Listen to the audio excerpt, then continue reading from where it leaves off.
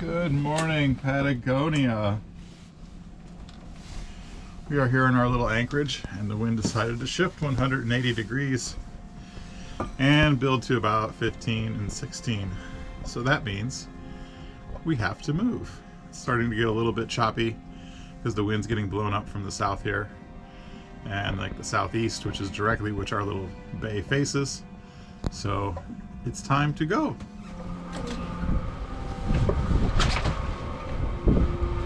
So you go all the way up.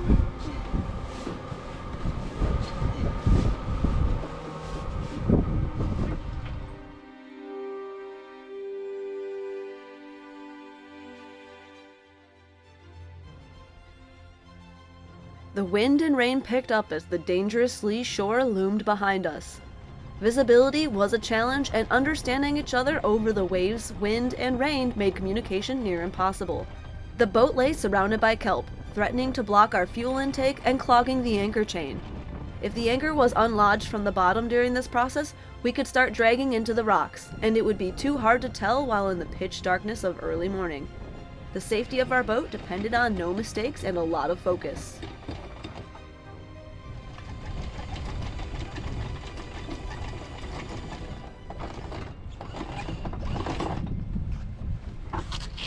Anchor is floating! Yeah, and kelp! But you're clear! The rain and growing wind speed decided to ruin my filming, but cutting slimy kelp from the anchor was not what I had planned for upon first waking up in the morning. But off we go. After the anchor was finally free and clear, Curtis relied almost solely on the radar to navigate us out of the bay while I finished tidying up. Phew, fire drill over. ASAP, you can get autopilot.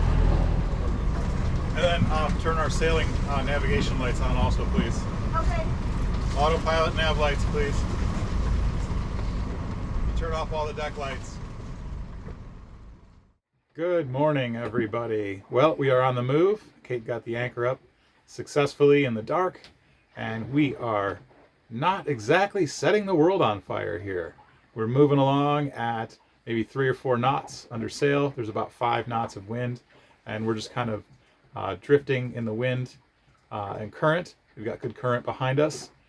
The good news is we aren't using any fuel, which is awesome.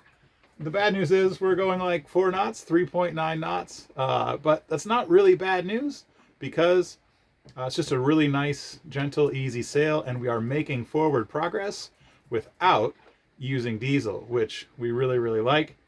The engine is off, it's quiet, and we can enjoy the sounds of sail.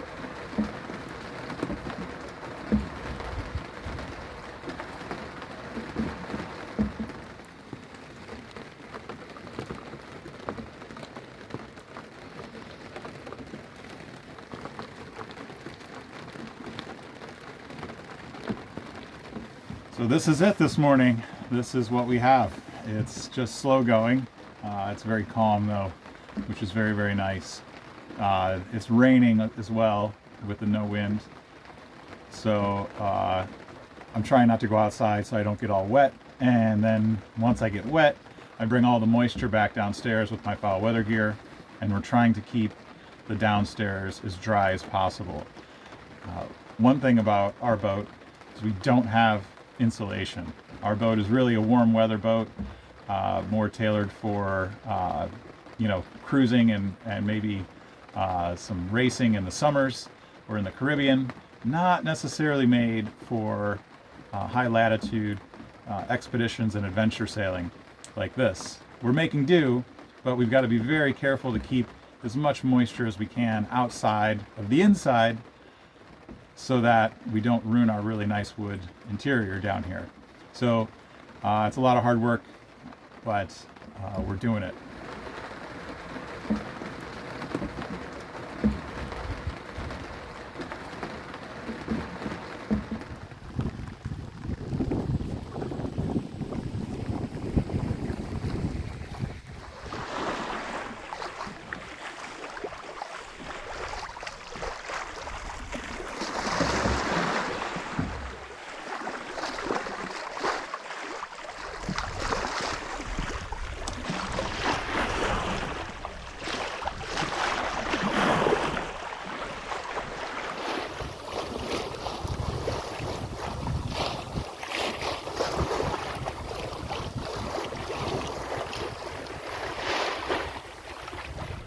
Well, we are just floating around here in the rain. There is a big ship coming that way. He's coming at us. We should pass port to port. We just have our jib up and we are really just floating on today. It's actually kind of nice. It's not too cold. Cold enough to have all my foul weather gear and hat on, but we're not freezing. You can see we've got a little leftover kelp on the anchor.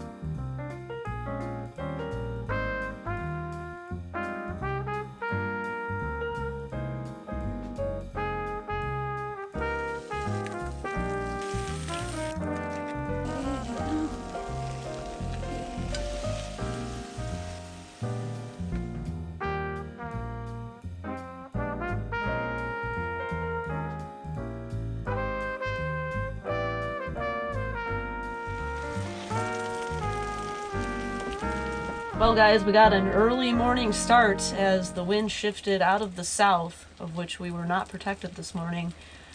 Curtis felt it and woke up right away, noticed on our tracker that we had going, which is a really nice anchor alarm we're using on iSailor. We also have our anchor alarm app that we're using, and yeah, it was picking up to 15 knots, which isn't anything crazy, but when waves start picking up and it's pitch black and you've got a lee shore right behind you, kelp floating all around you, it was time to go. So we're just getting around to breakfast here as we're floating down the channel. We've got the jib rolled out. Super calm, super awesome. Feels almost like we're at anchor, but we are making headway at 4.5 knots right now. And I've got, you guessed it, once again, breakfast egg burritos.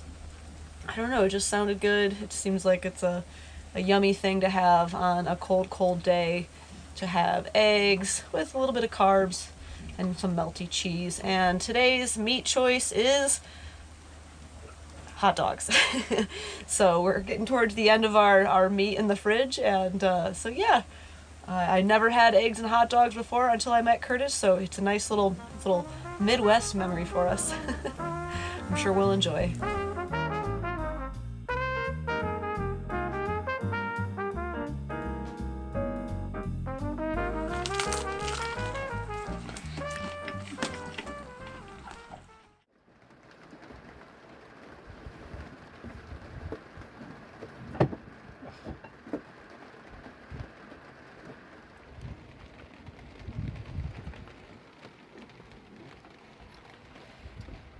This time.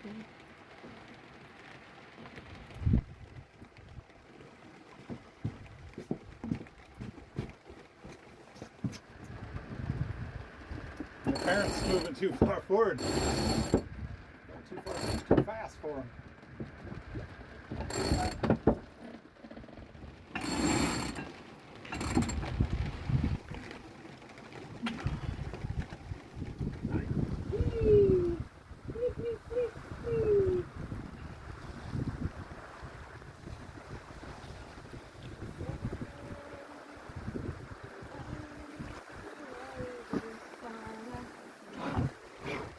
Good?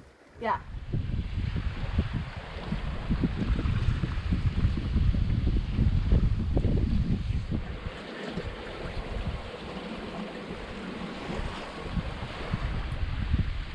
While we are sailing so calmly downwind, we thought we'd try something a little different with our filming for our Patreon crew.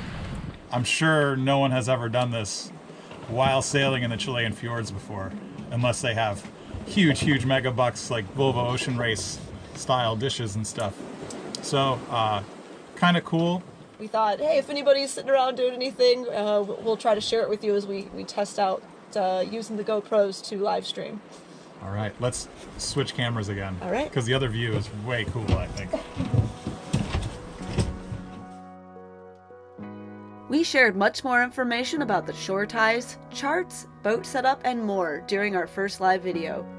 In honesty, there was some buffering at times, but it was our first test trying the live broadcasting underway and turned out to be a lot of fun answering questions in real time from our patrons. If you'd like more real-time updates and behind-the-scenes content, head over to patreon.com/Ruka to join our crew. Otherwise, click subscribe and come along for the ride. Here's a few more clips from the Patreon live broadcast before we arrive to our anchorage. Hey guys, looks like we have Kevin Campbell on board, and we also have Nancy Gladio on board. Hey everybody. As far as live streaming goes, there's not a lot of action right now, but that makes it perfect for testing. So I'm gonna go downstairs real quick and see what you guys had to say in the comments, and we'll send Curtis up here. The first question, William wanted to know what the green rope was. What usually happens is we launch the dinghy. Well, first we take Sweet Ruka here up into a little coletta somewhere safe where it's protected, and then we drive the bow in with the depth sounder and we look for the depth and where there's kelp and where there's rocks. And so once we find a spot where we want to put the boat and that we like, okay, I'm gonna head back so I can answer your guys' questions. I'm coming for you guys!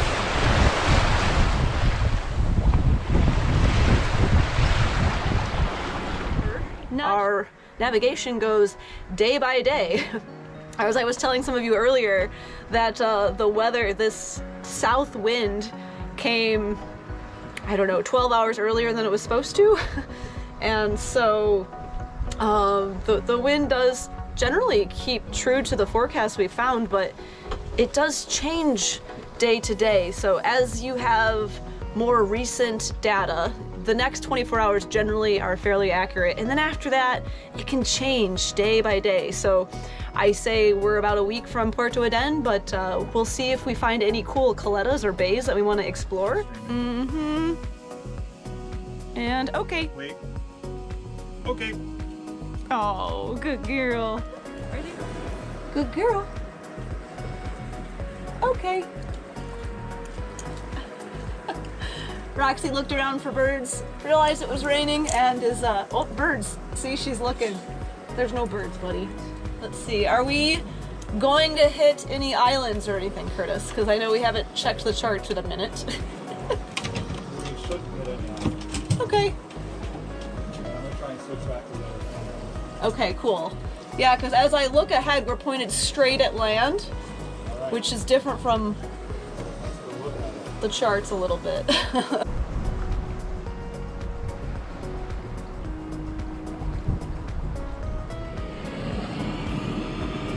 So we have about 9.5, 10 knots of true wind speed, and we're moving 4.8 knots of boat speed.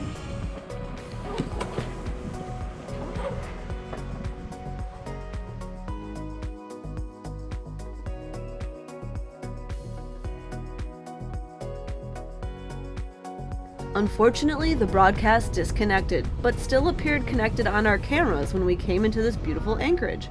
So, lamentably, none of it actually recorded. But it was a good first test run out in the fjords of Patagonia.